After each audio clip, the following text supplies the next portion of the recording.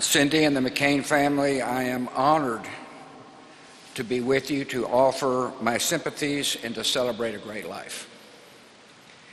The nation joins your extraordinary family in grief and gratitude for John McCain. Some lives are so vivid, it's difficult to imagine them ended. Some voices are so vibrant and distinctive, it's hard to think of them stilled.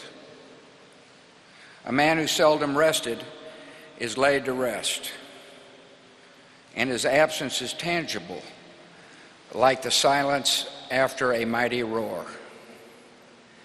The thing about John's life was the amazing sweep of it, from a tiny prison cell in Vietnam to the floor of the United States Senate, from troublemaking plebe to presidential candidate. Wherever John passed throughout the world, people immediately knew there was a leader in their midst. In one epic life was written the courage and greatness of our country. For John and me, there was a personal journey, our hard-fought political history. Back in the day, he could frustrate me. And I know he'd say the same thing about me. But he also made me better.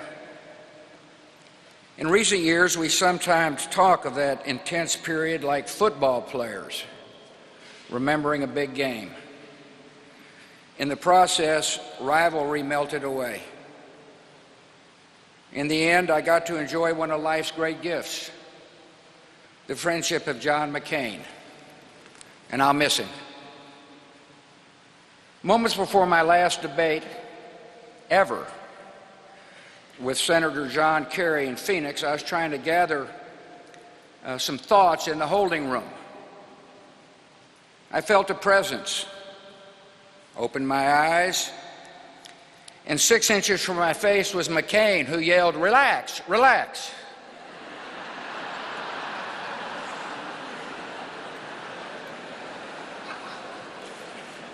John was above all a man with a code. He lived by a set of public virtues that brought strength and purpose to his life and to his country. He was courageous, with a courage that frightened his captors and inspired his countrymen. He was honest, no matter whom it offended. Presidents were not spared.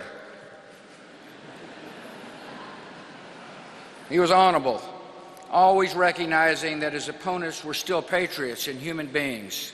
He loved freedom with the passion of a man who knew its absence. He respected the dignity inherent in every life, a dignity that does not stop at borders and cannot be erased by dictators. Perhaps above all, John detested the abuse of power, could not abide bigots and swaggering despots. There was something deep inside him that made him stand up for the little guy, to speak for forgotten people in forgotten places. One friend from his Naval Academy days recalls how John, while a lowly plebe, reacted to seeing an upperclassman verbally abuse a steward. Against all tradition, he told the jerk to pick on someone his own size. It was a familiar refrain during 6 decades of service. Where does such strength and conviction come from? Perhaps from a family where honor was in the atmosphere, or from the firsthand experience of cruelty, which left physical reminders that lasted his whole life, or from some deep well of moral principle. Whatever the cause, it was this combination of courage and decency that defined John's calling and so closely paralleled the calling of his country. It's this combination of courage and decency that makes the American military something new in history, an unrivaled power for good. It's this combination of courage and decency that set America on a journey into the world, to liberate death camps, to stand guard against extremism, and to work for the true peace that comes only with freedom. John felt these commitments in his bones.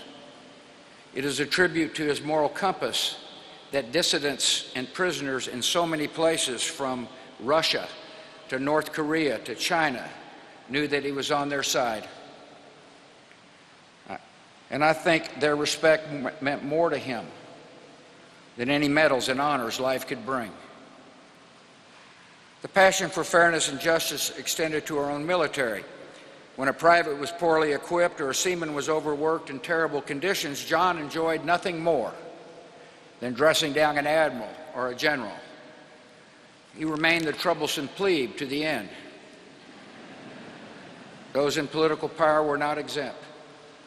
At various points throughout his long career, John confronted policies and practices that he believed were unworthy of his country.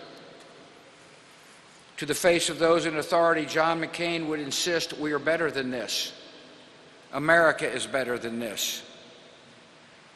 John, as he was the first to tell you, was not a perfect man, but he dedicated his life to national ideals that are as perfect as men and women have yet conceived. He was motivated by a vision of America carried ever forward, ever upward, on the strength of its principles. He saw our country not only as a physical place or power, but as the carrier of enduring human aspirations, as an advocate for the oppressed, as a defender of the peace, as a promise, unwavering, undimmed, unequal.